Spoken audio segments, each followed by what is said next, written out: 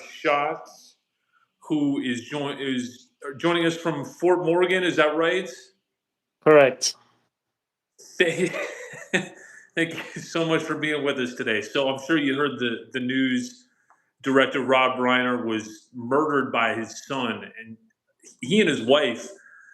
And I guess there's limited. We have limited information, right? I mean, I'm sure we'll all see it come out in a court of law, but it appears that the son came from behind, or maybe when they were sleeping, slit both of their throats. Nick Reiner, and I, you're the first person that I just thought of when I heard about this. That we wanted to get word from you, being that you're in the industry, and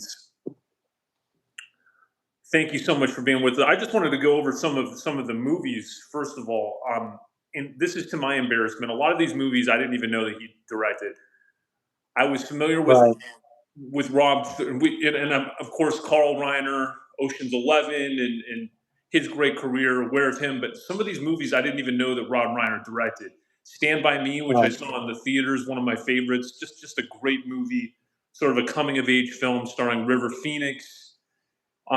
This is Spinal Tap. I didn't know that he directed that. A Few Good Men. Misery is a movie that I wanted to talk about. Did you ever see Misery? No. So it came out in Half the the early. half the movies that he made I didn't even know about. So it's kind of interesting. I mean, I will say this, that this is almost like a story from like what USA Today said, is that uh his son Nick murdered him and his wife, which means it's almost, if you remember back, do you remember back about the Menendez brothers, Yes. of how they murdered their parents? It's the same tragedy. And I just have to be brutally blunt with people.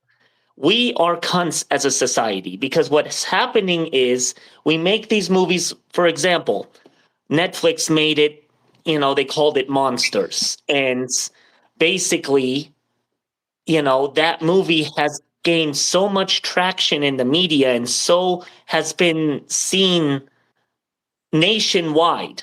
And the problem is like, this is just another story that I feel very concerned about, because now what other studio is going to go out there and say, oh, let's tell this story and spread awareness? Well, now you're giving the shooter, the murderer, you're making them legends.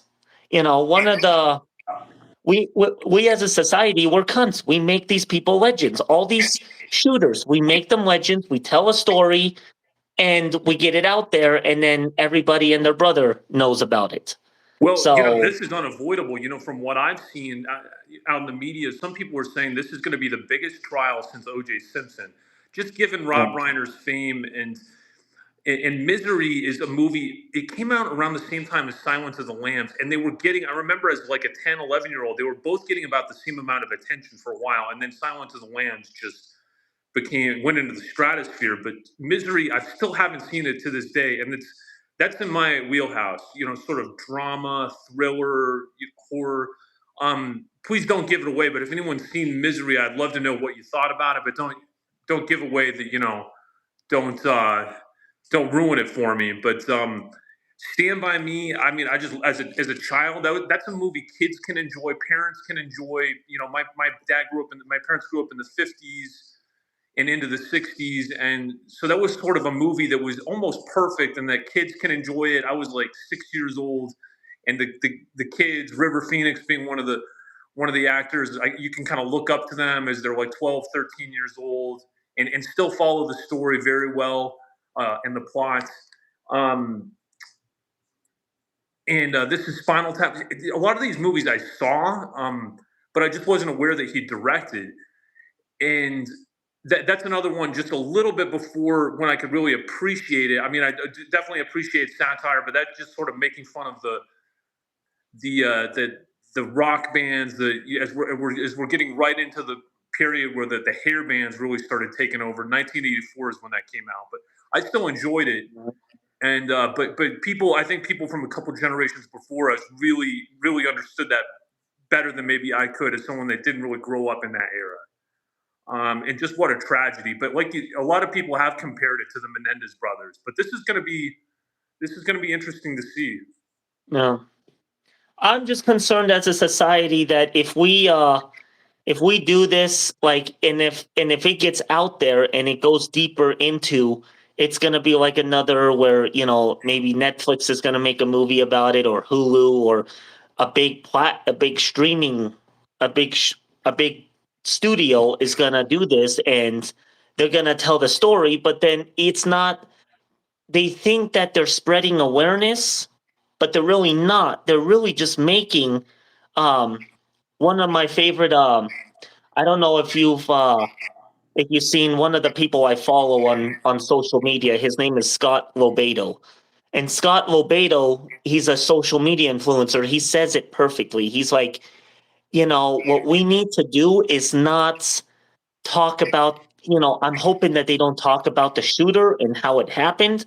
Just talk about the legacy that's that Rob and his wife left, what they did, He and seemed like a the really movies they sweet made. guy, I have to tell you. He seemed like Yeah, and it's unfortunate. It's sad, and it's like, how can a child be so vile and so mean to their parents, and the parents were the one that brought you into this world. And I mean, I'm not trying to protect parents. I mean, I know that there are parents out there that mistreated their children, but but to it's be just, warranted to be killed in that sort of fashion, I'm with you. yeah, yeah. So That is it's something that is beyond imagination. To take the life of your parents, let alone anyone else, any living being in that kind of way, is really, it's horrifying. And and they're saying he's probably going to use an insanity defense, but from what I've seen, it looks very premeditated. They say even if a person can go to a different area, like go home and get a knife and get a weapon, then there's premeditation right there, and you can the insanity plea becomes a lot more difficult to prove. right. Well, I wanted to get your thoughts. Thank you. How's everything going? Good. We're in development with Untethered. Untethered is going to come soon. We're still finishing up post production for Denied Care and Final Warning. That's going to be released soon. We got a premiere happening. The premiere for Final Warning and Denied Care will be March 20th through the 22nd. So, a lot of things are they're moving forward. I just got I've started writing. We've started writing the 20th script, and we're gonna start writing that, and then we actually just gained the client. The client is he wrote a episodic TV show, and something kind of very almost like a science fictional TV show. So we're working with him. He's actually gonna write another 8 episodes. Each episode's gonna be about 45 minutes. So yeah, You're so I always can't up to wait to. something. Prolific is how I describe you. Tyler Schatz, thanks for being with us, and I'm sure we'll keep talking Thanks with for you having about me. this incredibly disturbing story going forward. Yep. Thanks. Thanks for having me. Sure.